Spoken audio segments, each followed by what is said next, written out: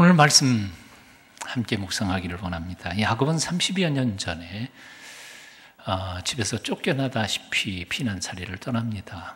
그런데 하나님의 놀라우신 축복과 은혜 가운데서 하나님의 도우심을 받고는 20년 뒤에 저 엄청난 부자가 되어서 또 고향 땅으로 돌아옵니다. 형님에게 꽤 많은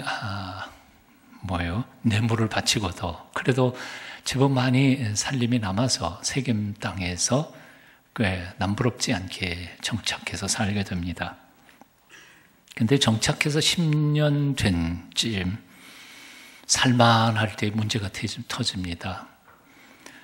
아시는 것처럼 귀염둥이 막내딸, 기껏 해봐야 나이가 10-서너 살밖에 안 되는 귀한 딸이 세겜 주장의 아들에게 겁탈을 당하게 되죠.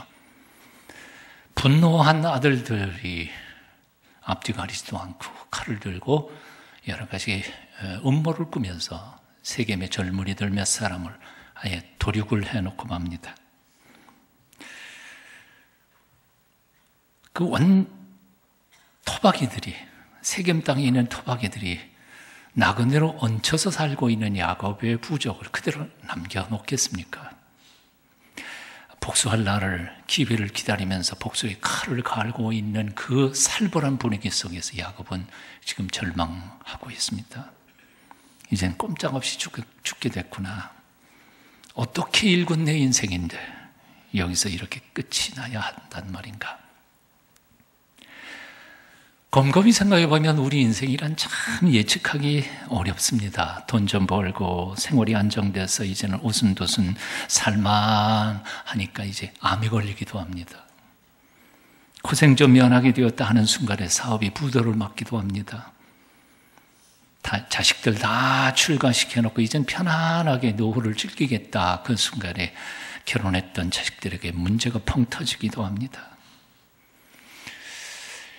은퇴하신 전 모 대통령께서 국가적인 문제, 사건이 터질 때마다 내뱉으신 말씀이 있죠. 어째 이런 일이, 어떻게 내 인생 속에 이런 일들이 터질 수 있단 말인가? 우리는 그런 아픔과 탄식을 안 할 때가 별로 없습니다. 절망과 낙심에 빠진 아들 야곱, 아들들을 책망합니다. 바로 오늘 창세기 34장 30절 바로 앞장인데요. 제가 읽어드릴게요. 그냥 들어보십시오. 야곱이 시몬과 레위에게 이르되 너희가 내게 화를 끼쳐 나로 하여금 이 땅의 주민 곧 가나안 족속과 브리스 족속에게 악취를 내게 하였도다.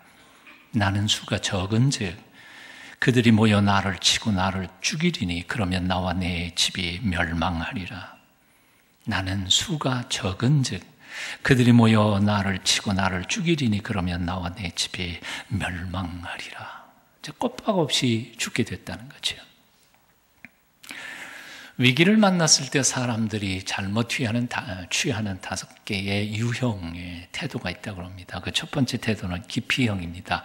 문제만 생기면 도망가 버리는 거죠. 숨어 버리는 거죠. 골방으로 숨고 산으로 도망가 버리고 낚시질 한답시고 핑계대고 낚시질 하러 가버리고 술집으로 가 숨어 버리고 기피형.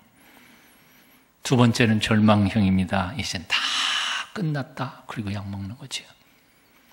세 번째는 책임전가형. 다 너 때문이야. 네 번째는 원망형. 이 사람 원망, 저 사람 원망하다가 마지막에는 하나님 원망까지 하는 사람. 하나님 왜 인생에? 마지막 형이 제일 재미있는 사람입니다. 투사형. 이놈들 나만 잘못했냐? 내 놈들도 잘못했지. 나만 죽을 수는 없다. 같이 죽자. 그리고 나서는 사람. 질문합니다. 여러분은 어떤 형태입니까? 곰곰이 야곱을 묵상해 보면 야곱은 이 5가지가 몽땅 합한 사람입니다. 맨 처음에는 기피했습니다. 딸 디나가 겁탈당했다는 소식을 듣고서도, 그리고 아들들이 복수하러 간 이야기를 알면서도 찍소리 못하고 가만히 있습니다. 그러다가 절망합니다. 이젠 모든 것이 다 끝났구나. 다음에는 책임을 아들들에게 넘깁니다. 이놈들아 너희들 때문에 우리 집안 다 망했다. 야곱은 비겁한 아버지였습니다. 절망하는 아버지였습니다. 일이 터져도 책임질 줄 모르는 무책임한 가장이었습니다. 30년 전보다 돈은 좀 더 벌었을지 모릅니다. 30년 전에는 혼자 외톨이로 고향 땅에서 도망가버린 한 사람. 그러나 지금은 30년 지난 지금은 아내가 넷에다가 몸종도 얼마나 많습니까? 일꾼도 얼마나 많습니까? 양떼도 많습니다. 엄청난 한 가문의 주인 마님이 되어 있었습니다. 하지만 속사람, 그 속을 들여다보면 야곱은 30년 전이나 지금이나 똑같은 사람이었습니다. 여전히 비겁하고 여전히 무책임한 사람이었습니다. 겉껍데기가 달라진다고 속도 저절로 달라지는 것은 아니라는 사실입니다. 좋은 옷 입고 좋은 차 탄다고 명함에 그럴듯한 직함이 새겨져 있다고 해서 그 사람이 저절로 성숙해가는 것도 아닙니다. 속 사람이 달라지지 않는 한 우리의 인생의 문제는 계속해서 똑같이 반복해서 다가온다는 사실입니다. 참 이상하지요? 어떤 사람은요, 돈 문제로 한평생, 똑같은 문제예요. 똑같은 돈 문제로 한평생 고생해요. 어떤 사람은 남자, 여자, 남녀 문제, 성 문제로 한평생 그렇게 고생하면서 살아요. 어떤 사람은 사람 인간관계에서 항상 부딪히고 항상 싸우고 항상 욕하고 상처 주고 상처 받으면서 그렇게 살아가요. 그러면서 욕해요. 다 나쁜 놈들이라고. 이번에 노회 고시, 제 장로 고시 중에 한 분을 만났는데요. 5년 동안 15개 회사에서 쫓겨났대요. 그래서 제가 질문 딱 하나 했어요. 그분한테. 거기에서 장로가 되겠다고 오신 분인데, 제가 한 가지만 질문하겠습니다. 5년 동안 15개 회사에서 쫓겨났다면 그 원인이 어디에 있다고 생각하십니까? 아마 그런 질문을 상상도 못했을지 모르죠. 한참 충격을 받고 한참 생각하더니 그 사람들이 나보단 좀 미숙해서 그렇겠죠.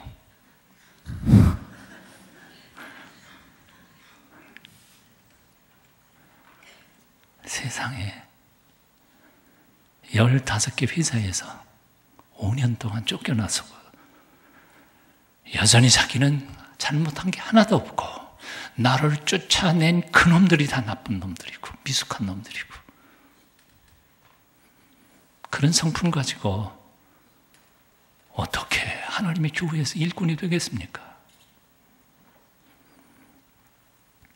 제가 부결시킨 거 아닙니다. 고시위원들이 함께 의논해서 그분은 안 되겠다 그러고 내년에 다시 오시라고 1년 동안 더 깊이 기도하는 중이에요.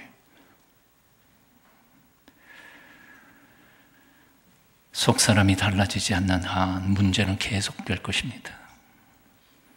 로마서 12장 2절은 말씀합니다. 너희는 이 세대를 본받지 말고 오직 마음을 새롭게 함으로 변화를 받아 하나님의 선하시고 기뻐하시고 온전하신 뜻이 무엇인지 분별하도록 하라. 변화를 받아야 합니다. 변화되지 않는 삶 속에는 죄악은 반복되게 되어 있습니다. 유혹도 똑같은 유혹은 계속해서 올 겁니다. 삶의 위기도 계속 올 겁니다. 왜냐하면 하나님은 우리의 약점을 잘 아시기 때문에 그 약점을 극복하는 성숙한 사람이 되기 위해서 똑같은 문제를 계속 보내시니까요. 제가 학교 선생을 해봤습니다. 학생들에게 시험 문제를 낼 때 어떻게 내는지 아세요? 아이들의 약점을 보고 냅니다. 왜냐하면 그 약점을 보강해야 되니까요. 그래야 성적이 올라가고 이해가 깊어지니까요. 하나님도 마찬가지라고 생각합니다. 너의 예의아에게는 돈 문제가 가장 큰 약점이야. 그러면 계속 그 돈 문제 성숙하도록 하기 위해서 그 문제 자꾸 주셔요. 극복하기 전까지는 반복될 겁니다. 계속. 성 문제에 자꾸 넘어지는 사람에게는 성 문제 계속 줄 거예요. 왜? 그 문제 풀고 이기라고. 나는 이번 부흥 성경회 기간 동안에 내가 변화받음으로 새롭게 하시는 하나님의 축복을 경험하는 여러분 다 되시기를 축원합니다. 사실 야곱은 청년 시절 베들의 광야에서 하나님을 만났던 사람입니다. 시시한 사람 아니에요. 체험적 신앙을 가졌던 사람이라고요. 그것도 하늘문이 열리는 것을 보았어요. 그리고 엄청난 언약을 하나님께로부터 직접 들은 사람이에요. 대단한 사람 아닙니까? 여러분 하늘문 열리는 거 보신 적이 있으세요? 없잖아요. 야곱은 대단한 사람이었어요. 그 하나님의 언약 앞에 그는 철석같이 위대한 헌신을 약속합니다. 하나님의 집을 자기가 베고 있던 돌 세워놓으면서 여기 하나님의 집을 세우겠다 했습니다. 11조를 드리겠다 했습니다.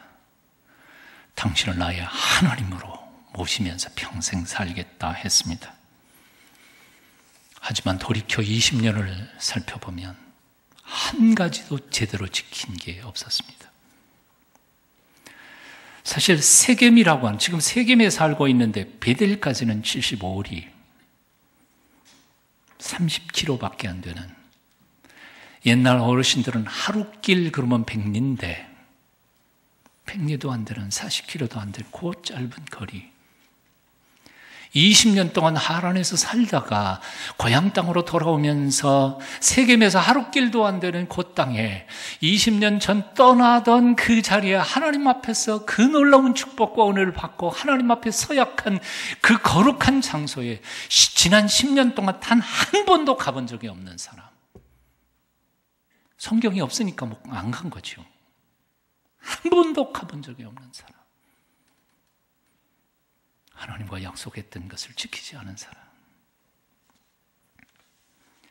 아마도 야곱은 지금 겪고 있는 이 환난이 바로 하나님 앞에서 자신이 약속을 잘 지키지 않아서 온 환난이 아닐까 하는 자책감과 죄의식으로 가슴에 두려움을 가졌을지 모르겠습니다. 다 내 탓이다. 애들 잘못이 아니다. 다 내 탓이다. 내 허물이다. 내 잘못이다. 내가 하나님 말씀대로 온전히 살지 않은 이유 때문이다. 그렇게 깨달으면서도 야곱은 막상 하나님 앞에 온전히 예배를 드리지 못합니다. 이유가 있습니다. 도대체 무슨 낯짝으로 하나님 앞에 나아가겠는가 하는 것이지요. 말씀대로 살지 못한 것은 둘째 치놓고 내 입으로 서약한 것조차 하나도 제대로 실행하지 못한 이 부끄러운 모습으로 어떻게 하나님 앞에 나아가겠느냐 하는 것입니다. 그런데도 하나님께서는 그런 야곱에게 먼저 나타나 만나 주십니다. 그리고 꾸중하지 않으십니다. 책망 한마디 하지 않으십니다. 오히려 그에게 이 난관을 극복할 수 있는 방법, 비결을 가르쳐 주십니다. 오늘 1절 말씀입니다. 뜻을 생각하면서 한번 같이 읽어보시겠습니다. 함께 읽습니다.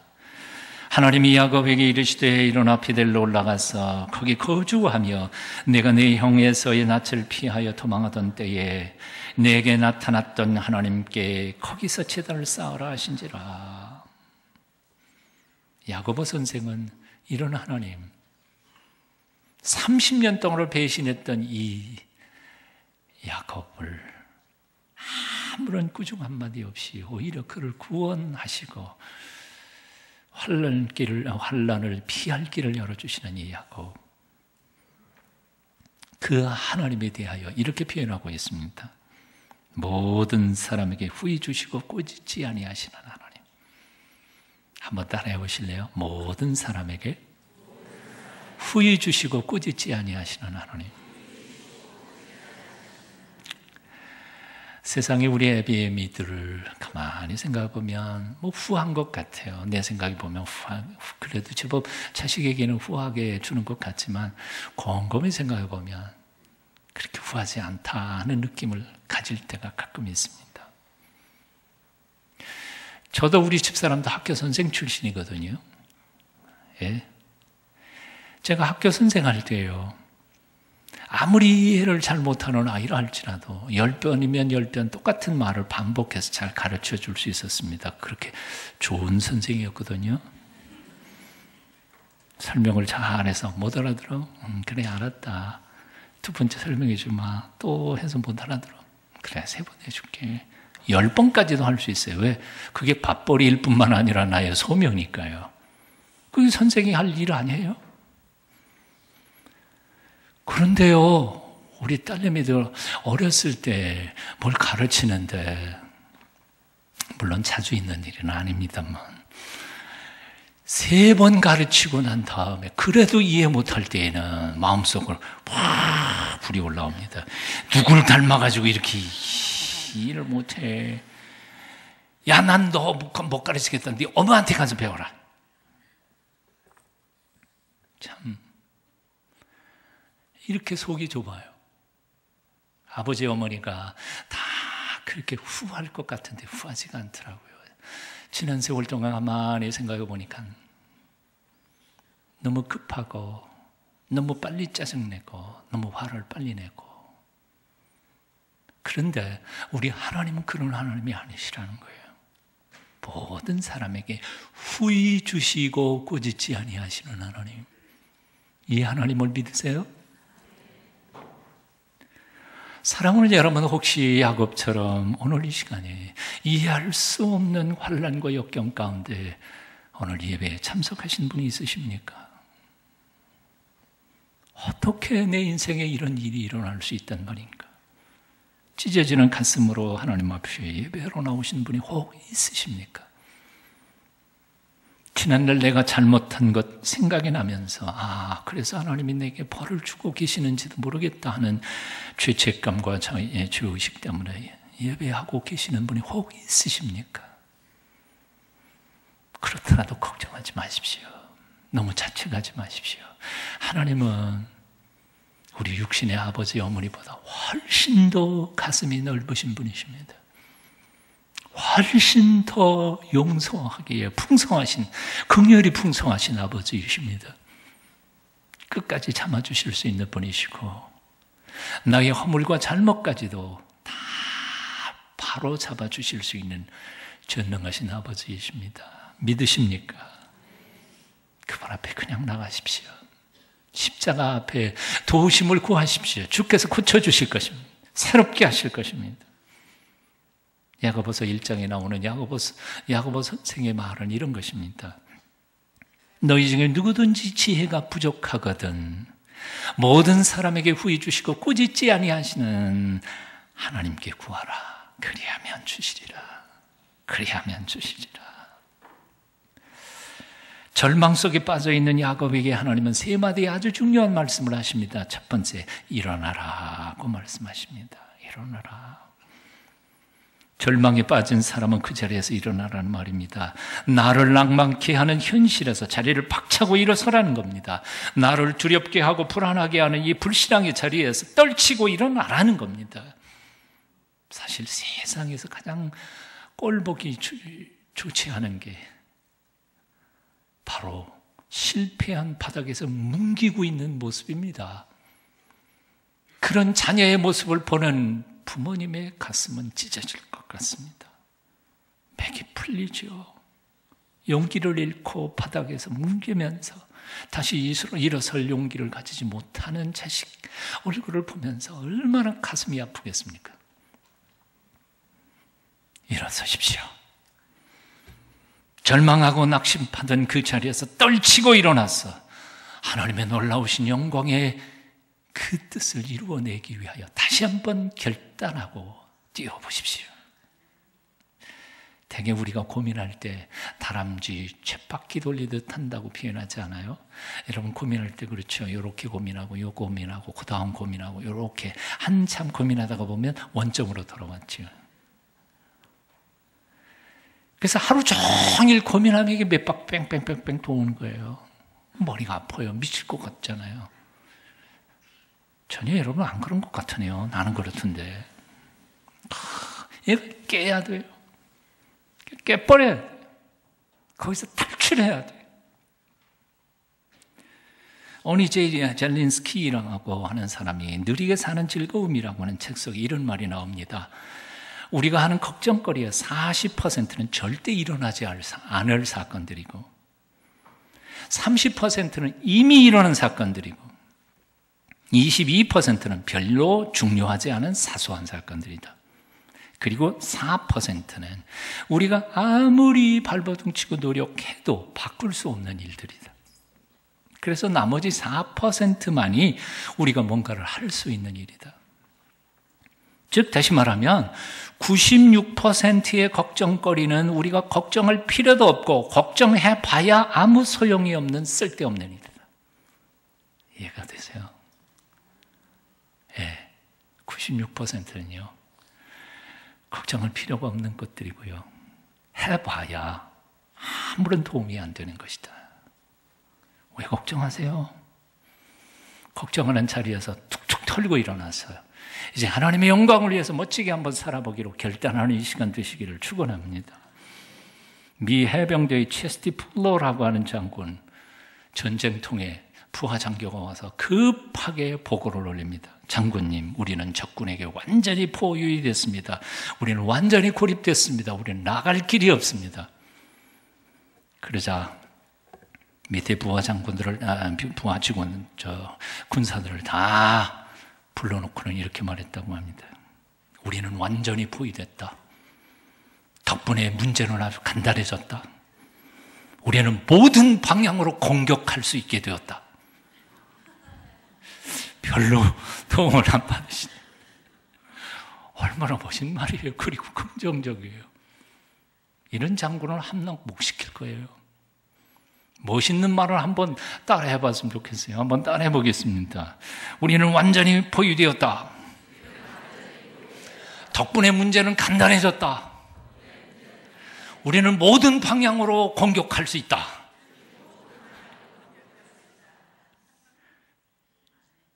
일어서세요.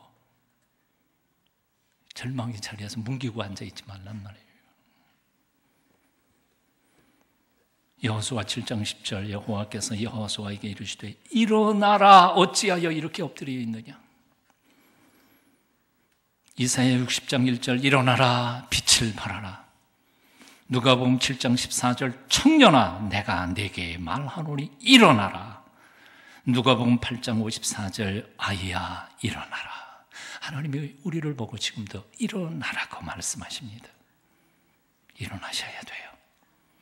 이번 부흥의 기회에 떨치고 일어나는 용기와 담력과 지혜와 영역을 얻게 되시기를 축원합니다. 두 번째로 하나님은 베델로 올라가라고 가르쳐 주십니다. 세겜은 예루살렘에서부터 50km 북쪽으로 떨어져 있는 해발 590m 높이의 세속 도시입니다. 그런데 비해서 베델이라고 하는 도시는 바로 그 세겜에서부터 아까도 말씀드린 것처럼 30km 남쪽, 즉 예루살렘으로 가까이 가되 높이는 약 895m 높이에 이어진 도시였습니다. 물론 보통은 이게 광야였었죠. 그런데 해발 590m의 세겜에서부터 해발 895m, 300m가 더 높은 베델이니까 올라가자라고 표현한 것입니다. 아까도 말씀드렸던 것처럼 이 베델에서, 그 광야에서 야곱은 30년 전에 하나님하고 아주 철석같이 약속했습니다. 그 약속이 창세기 28장 20절 이하에 나와 있죠. 제가 한번 읽어드립니다. 야곱이 소원하여 가로되 하나님이 나와 함께 계시사 내가 가는 이 길에서 나를 지키시고 먹을 양식과 입을 옷을 주사 나로 평안히 아비 집으로 돌아가게 하시오면 첫째, 여호와께서 나의 하나님이 되실 것이요. 둘째, 내가 기둥으로 세운 이 돌이 하나님의 전이 될 것이요. 셋째, 하나님께서 내게 주신 모든 것에서 10분의 1을 내가 반드시 하나님께 드리겠나이다. 그런데 지난 세월을 가만히 돌아보면 하나님께서는 그 야곱을 향한 약속을 반드시 지켰습니다. 그런데 비해서 야곱은 하나님께 약속한 것을 단 하나도 제대로 지키지 않았습니다. 야곱을 지난 하란에 있는 동안에 20년 동안 길에서 언제나 하나님은 동행하셨습니다. 그를 눈동자와 같이 지켜주셨습니다. 먹을 양식과 입을 옷을 주셨습니다. 평안히 아비 집으로 돌아오게 했습니다. 거기다가 넘치는 부와 축복으로 부어주셨습니다. 하나님은 야곱과 맺은 약속을 온전히 지키셨습니다. 하지만 야곱은 자신이 하나님께 한 약속을 하나도 제대로 지키지 않았습니다. 아무리 본문을 묵상해도 이런 제목밖에는 안 나와요. 신실하신 하나님, 성실하지 못한 야곱. 곰곰이 묵상하면 바로 우리의 모습이 그렇지 않을까 생각해 봅니다. 야곱은 하나님을 잊어버렸습니다. 베델에서 예배하지 않았습니다. 11조도 드리지 않았습니다. 하나님은 그에게 신실하셨지만 야곱은 하나님과의 약속을 새까맣게 잊어먹고 살았던 것입니다. 그는 세속도시 세겜에 머물렀습니다. 하나님을 예배하기보다는 세상 문화 속에서 자식들을 잘못 가르치고 있었습니다. 딸 디나는 세속 문화, 세겜의 음란한 문화, 그것을 호기심 때문에 세상 구경 다니다가 그만 그 문화의 희생자가 되고 말았습니다. 아들들은 하나님의 말씀과 경건으로 자신들을 무장해서 복수심으로 그들을 살해하기보다는 그것을 절제하고 하나님께서 원하시는 결단을 했어야 했음에도 불구하고 감정 생기는 대로 칼을 휘두르며 피비린내 나는 삶을 살도록 그는 허락했던 것입니다. 에베소 교회에 보낸 편지에서 주님은 말씀하셨습니다. 그러나 너를 책망할 것이 있나니 너의 처음 사랑을 버렸느니라. 그러므로 어디서 떨어진 것을 생각하고 회개하여 처음 행위를 가지라. 만일 그러하지 아니하고 회개치 아니하면 내가 네게 임하여 내 촛대를 그 자리에서 옮기리라. 내가 네게 임하여 내 촛대를 그 자리에서 옮기리라. 지금 터키 이즈미르라고 하는 해양 휴양 도시에 가면 그게 바로 전신 에베소입니다. 그 큰 도시에 교회는 하나도 없습니다. 2000년 전에 하나님 예수님께서 경고하신 것이었습니다. 나는 그것이 두렵습니다.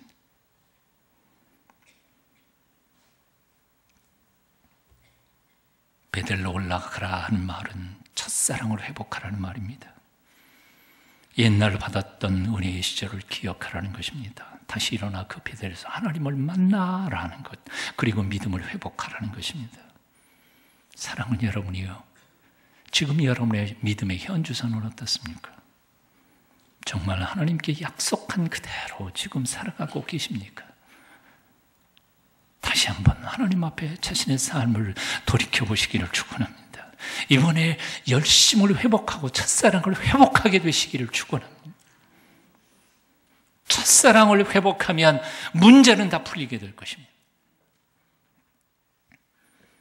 하나님은 야곱에게 세 번째로 거기서 제단을 쌓아라 라고 명령하십니다. 여기는 두 가지의 중요한 단어가 등장합니다. 거기서 제단을 쌓아라. 거기서 어디입니까? 베델입니다. 장소가 중요하다는 것입니다. 커피숍에서 우리는 커피를 마십니다. 거기에 나오는 영이 있고요, 혼이 있고요, 느낌이 있고요. 극장에서 우리는 영화를 보기도 하고 연극을 보기도 합니다. 거기에 따르는 무드가 틀립니다. 집에서 우리는 피곤한 몸을 쉬고 잠을 자기도 하고 안식합니다. 물론 그 모든 세상의 삶 속에 하나님께서는 어디든지 함께 계십니다. 우리는 믿습니다. 무소부재하신 하나님, 어디서든지 하나님을 만날 수 있습니다. 하지만 인생의 결단의 과정에는 하나님을 만날 거룩한 장소가 꼭 필요합니다. 베델, 창세기 14장에 보면 갈대아 우르를 떠나 하란을 거쳐서 가나안 땅에 들어간 아브라함이 최초로 제단을 쌓고 하나님의 이름을 불렀던 장소가 바로 베델입니다. 야곱이 아버지 집에서 쫓겨나 가지고 가다가 아무것도 없는 들판에서 베개를 베고 잠자던 그 자리가 바로 할아버지가 제단을 쌓으면서 하나님 앞에 예배했던 장소라는 것에 얼마나 소름 끼치는 감동이 있습니까? 할아버지가 눈물 뿌려 하나님을 만나던 그 만남의 장소가 손자가 또한 거기서 하늘문이 열리고 하나님께서 나는 내 할아버지 아브라함의 하나님이요 내 아버지 이삭의 하나님이고 나는 또 너의 하나님이기를 원하노라 계시하셨던 것입니다. 이 자리, 우리의 선배들의 눈물 뿌려 기도하던 자리입니다. 그리고 은혜 받고 하나님의 축복을 받았던 자리입니다. 나는 이번 기회에 사랑하는 여러분들이 이 자리에서 하나님을 만날 수 있게 되기를 축원합니다. 아무리 멀어도 오십시오. 아무리 멀어도 오십시오. 그리고 말씀을 통하여 우리에게 다가오시는 주님을 만날 수 있게 되기를 축원합니다. 에레미야 29장 13절입니다.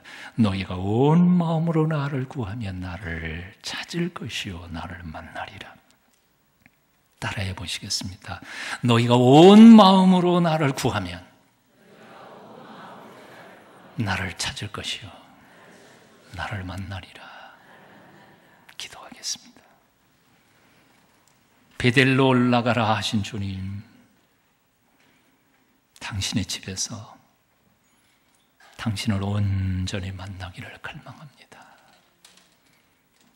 예수님의 이름으로 기도합니다.